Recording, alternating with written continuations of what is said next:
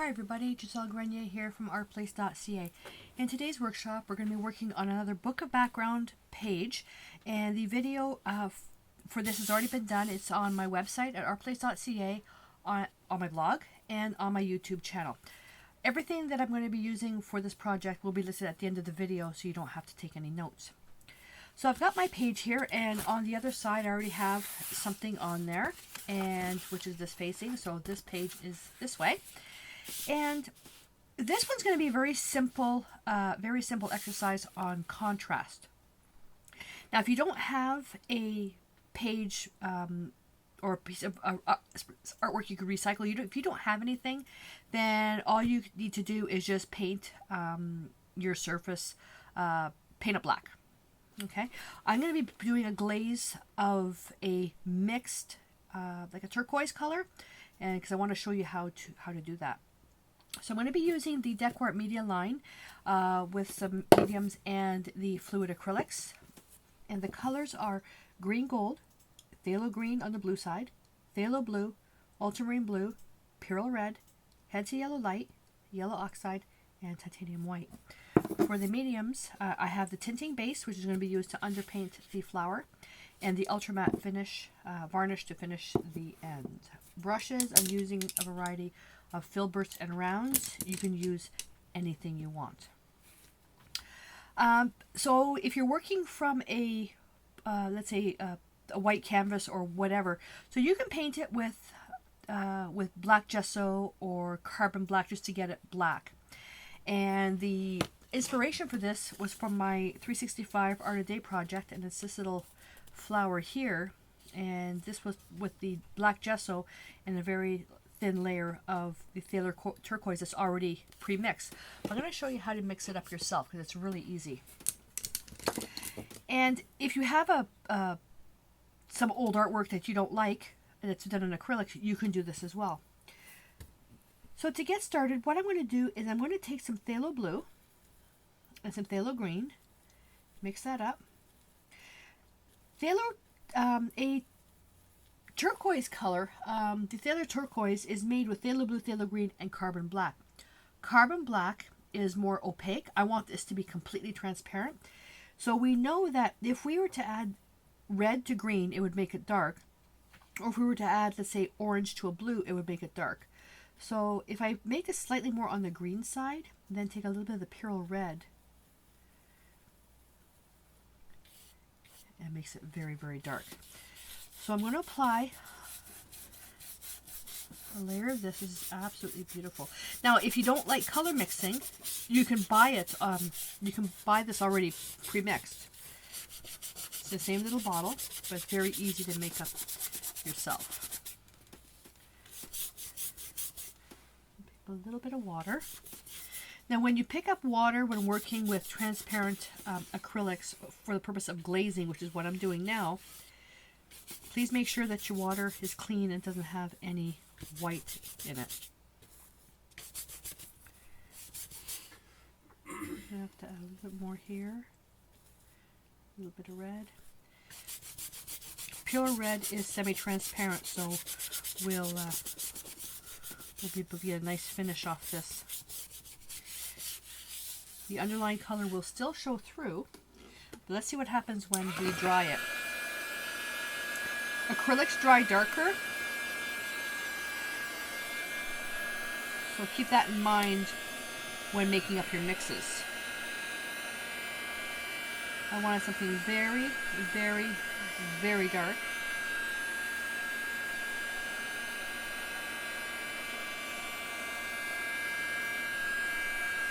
You'll be able to really notice it up here.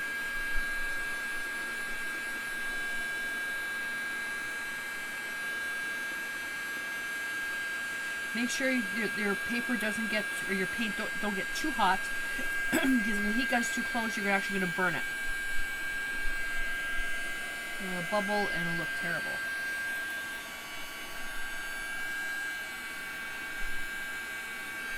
I need this to be completely dry before I decide, do I need to adjust some more, or is it good to go?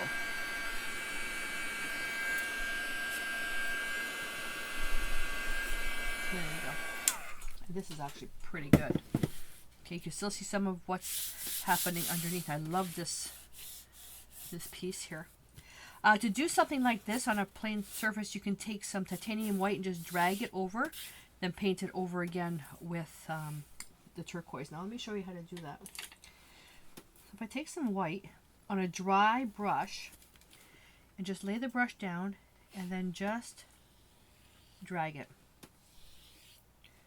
Try not to use any pressure,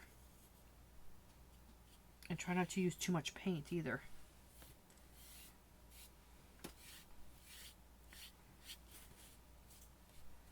You can turn your brush to get some heavy lines. I try to let the weight of the brush do all the work. If you're not sure, practice on some scrap paper. And we want areas to be much lighter. So you're going to make them really white, such as in the corners.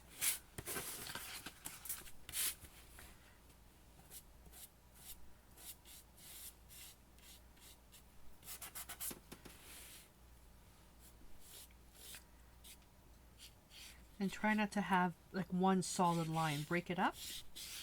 This makes it a little bit more interesting. You can also scribble back and forth like this.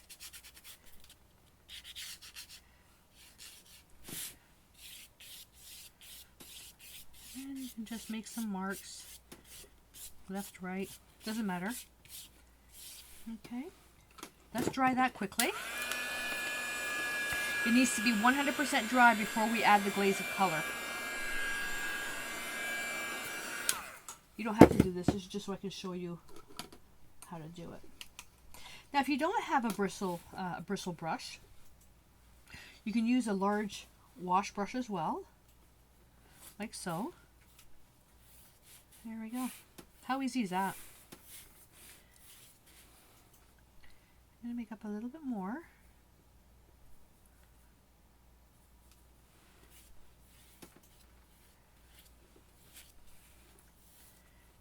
And let's just make it consistent.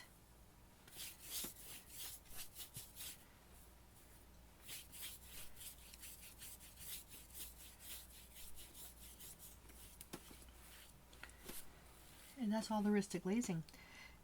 Now, if I wanted to make it a bit more bluey, just add a bit more phthalo blue to it. Less red. Oops. There we go. That's it. And you can at the end as well do some more of that distressed markings, the grunge look, just with white. You don't have to glaze on top of that after. Now I need to make sure this is dry because I need to underpaint a freestyle flower, and the whole purpose of this is all contrast. And I'm calling this piece from my little inspiration piece called Off Balance, where the flower just seems to be too big for the stem.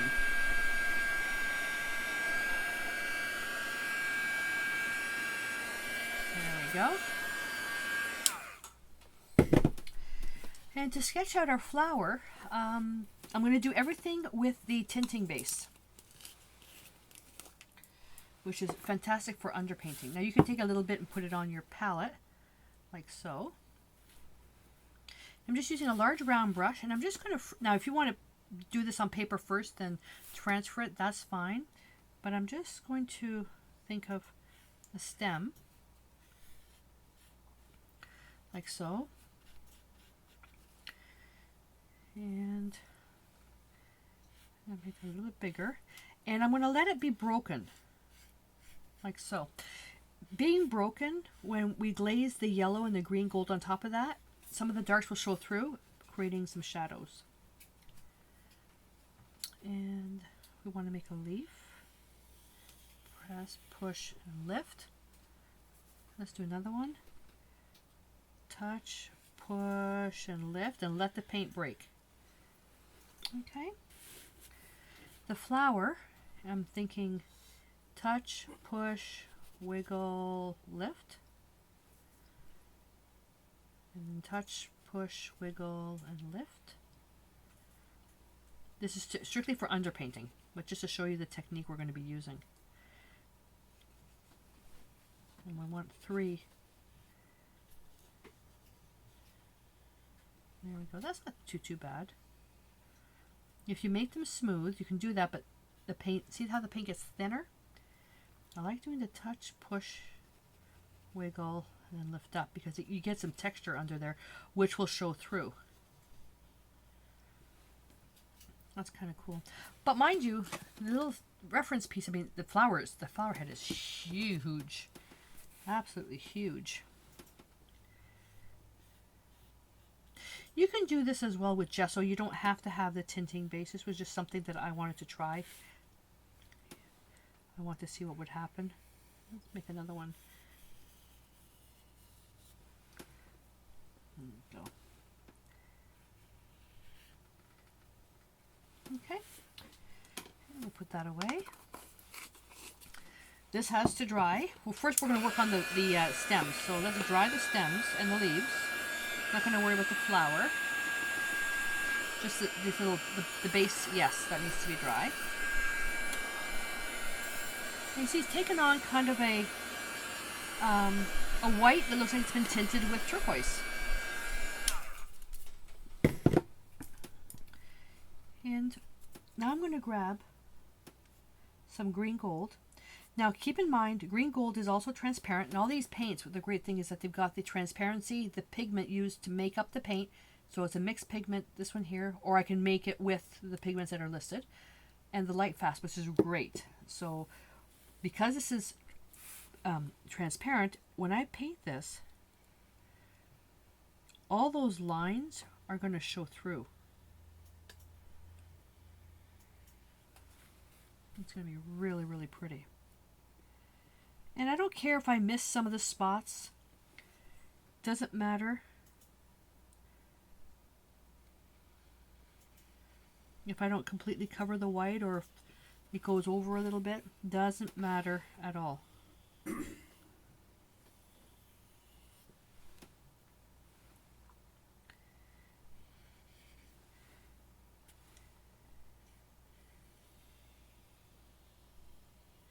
And we'll just paint the base there. So you can see that all the strokes you can still see through. You can also paint it like I'm doing now without doing a solid stroke. Just cover it up. Your goal is just to cover the white. Like I said, but if you miss a spot, don't worry. You can obviously tell too that when they're overlapping, that they're all see-through, which technically really doesn't make sense because when something's overlapped, it's opaque.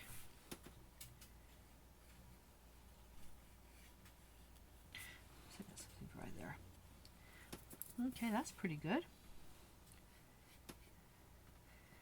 Now what I'm going to do is I'm going to paint bigger than the stem so you can see what happens when it's dried, when the green gold is over just the background. There we are. Okay, so while that dries, let's just work on the flower. I want to get a purple going here, so I'm going to take some Pyrrole Red, a little bit of ultramarine blue, and dip into some white, go on the side. That's too much red. And you get some paper towel. And what I want to do now is I just want to put a thin wash of this color over the flower. Now make sure it's over just the flower and nothing else. You're staining the flower. And then we'll be able to then add from there. Once that dries, then we'll be able to add some white on top.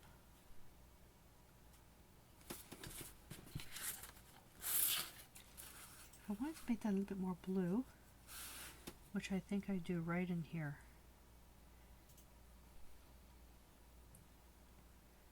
This is the one that's underneath.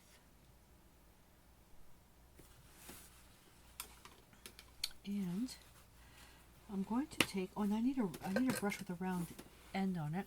I'm going to dip into just the titanium white, and I'm just going to dot here, like so. Okay. And take a smaller brush and just touch into the end. All right, let's dry that.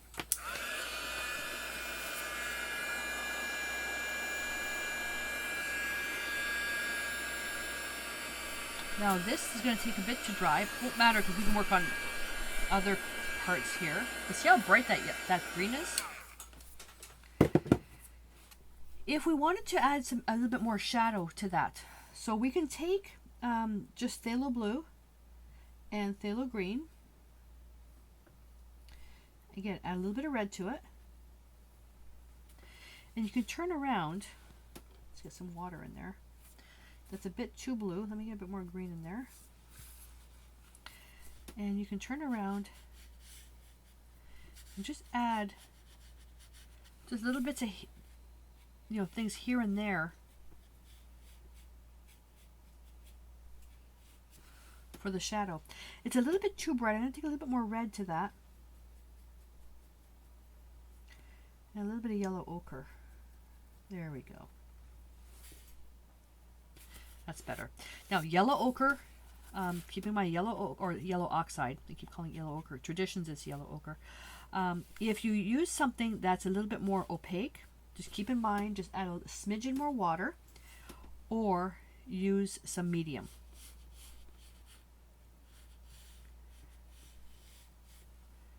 You don't have to do this. Just showing you about if you want to shadow something.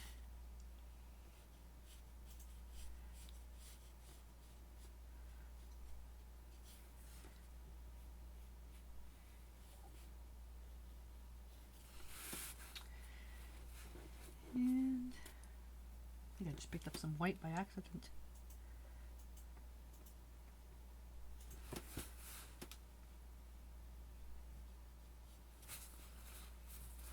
Just drag that down a little bit more. There we go. And while we have that there, we can take some hints of yellow light, and anywhere where you want it to be very bright, hit it with just the yellow.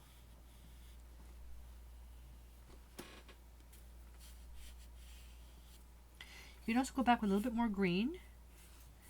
Now, green gold being transparent is not going to have that much of an effect on anything dark. But you can take the green gold, add a little bit of phthalo into it, and you have something much greener. I just love the look of the green gold.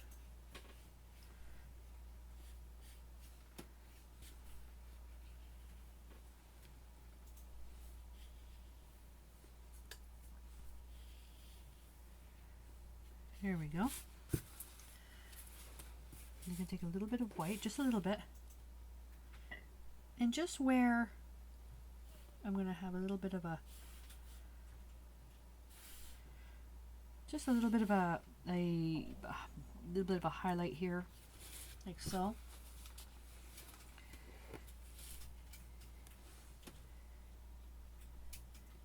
Just got to get the base painted in a little bit better. So I was just with that mix, and just tap over green gold on that. A little bit of white, and I can just makes it look wet. This should be dry now, not quite.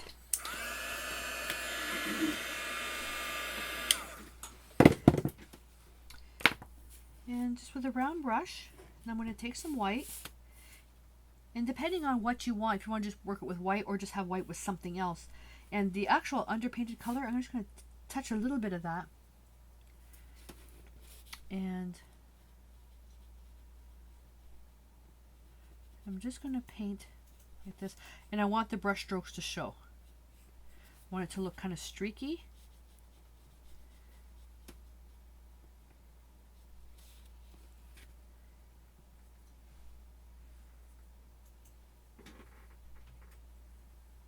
Not too much.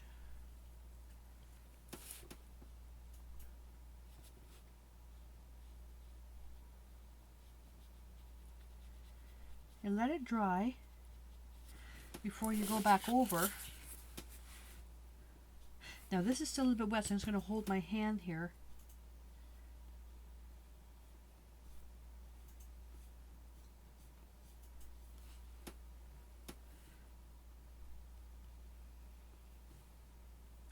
And if you find the paint dragging so much that you can't create a paint stroke, add a little bit of water. If you're doing this, let's say with Traditions paints, just add a little bit of extender and blending medium. And now this dark part here is going to go inside. Pick up a little bit of water. I don't want this to be too light.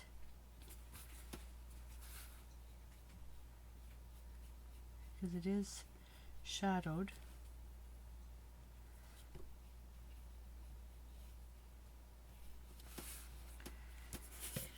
Dry the flower. Won't take long. That's the beauty of working with acrylics. It doesn't take long. Then I can go back with another layer.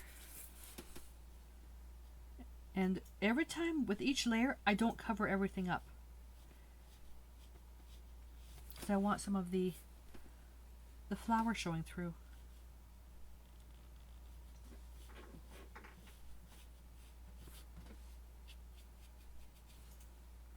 I may take something that's a little bit more white. I'm going to round that corner off just a little bit better. A bit more water than that.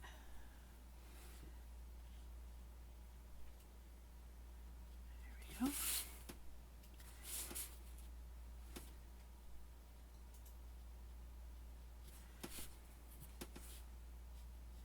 If you really wanted a lot of texture with this, add some modeling paste to it first. Just going to brush that out. I really want the streaky, dry brushed look. Like that.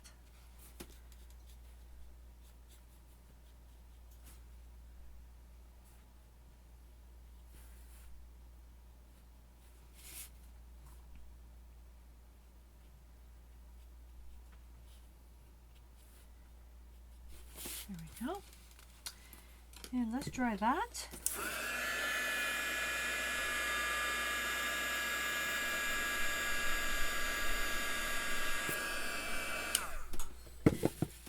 I'm going to take that same brush now. Actually, no, I'm going to do that with the round brush. Take a little round brush, dip into yellow ochre, and I'm just going to join the two together. It's like a microscopic little dot.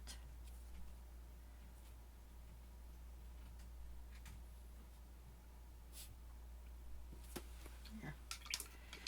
And I'm thinking, you know, I'm going to reach over. What would be really cool is some interference colors. And depends on what color you want to make. I think I'm going to go on a purple side. Interference, think of like a hologram. You're just so cool. Has to be dry. And I'm just going to put the interference color. Oh, that looks green. Do I have paint in that brush? I had paint in the brush. Okay, no big deal. Baby wipe to the rescue. Make sure I don't have anything left. Here we go.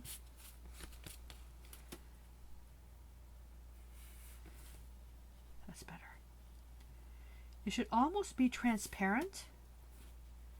You may see a little hint of color. You're not going to notice anything until the light hits it and you tilt your piece sideways, and you'll get an interference color. You don't have to do this. I just thought it would be kind of cute. It's all about contrast. Oh, and heck, you know what? Let's add some interference color right here. We do have a green interference. Let's do the green.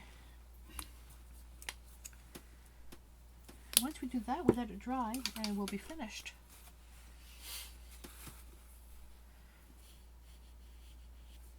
Not everywhere.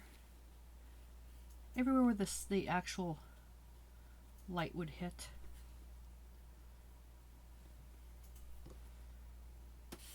I'm just going to do the round edges, the top, you know, just around,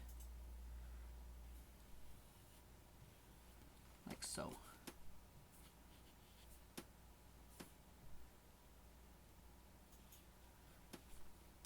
Okay, let's dry this.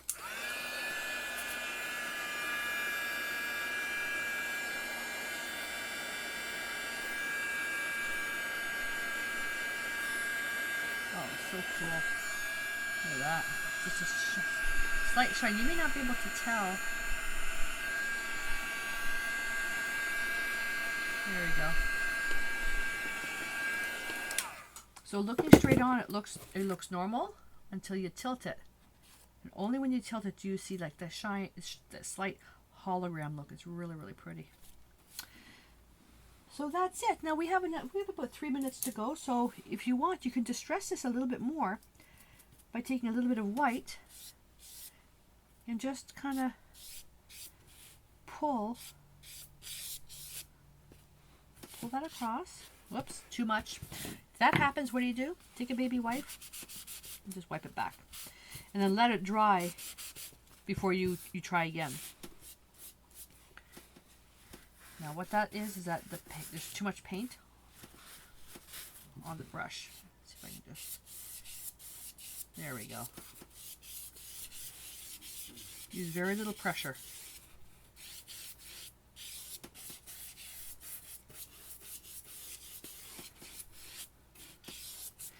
Oh, and before I forget, I'm just going to take just a large brush and let's take anything dark. So let's take some phthalo blue and let's just kind of set the flowers down like so. So it doesn't look like they're floating in the air. So there we go. Very, very simple exercise on contrast. Take upcycling a piece of art using any type of page that's really dark and how to paint something very, very light with transparent paints. Okay, so once this is all dry, and actually I probably could do it now, take the matte varnish with a large brush, preferably a clean brush. Make sure your piece is dry first though. Now you will lose a little bit of the interference with this because of the matte varnish. You can, I just wanted to show you what it looked like. If you wanted to keep that varnish first, then you could add the interference after. If you don't want to lose. But the best thing is just to try.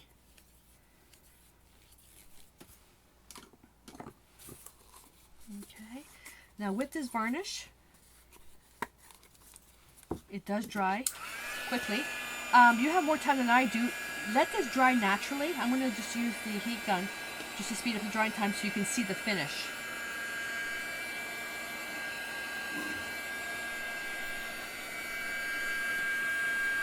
We lost just a little bit of the interference, not much.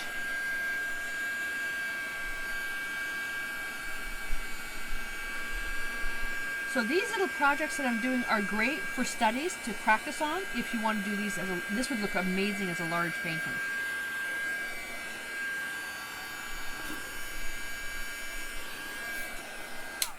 There we go. So there's the finish of the ultra matte varnish, and you can see just a little bit of the interference, not too much. If you wanted to bring it back, just add it in. It's as simple as that. If you want to bring it back, it's a little more powerful. There you go. Okay. So I hope that you enjoyed this project and picked up some little tips and techniques to apply them to your own painting. Give this a try. And until I see you next time, stay inspired.